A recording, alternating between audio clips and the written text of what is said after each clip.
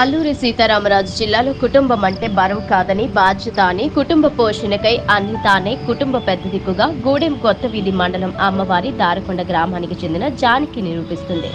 తన భర్త ఆనంద్కు ఆరోగ్యం బాగోలేకపోవడంతో కుటుంబం పోషణకై తన పొలంలో తానే స్వయంగా దుక్కి పనిచేసి స్థానికులను ఆలోచింపచేసేలా చేసింది.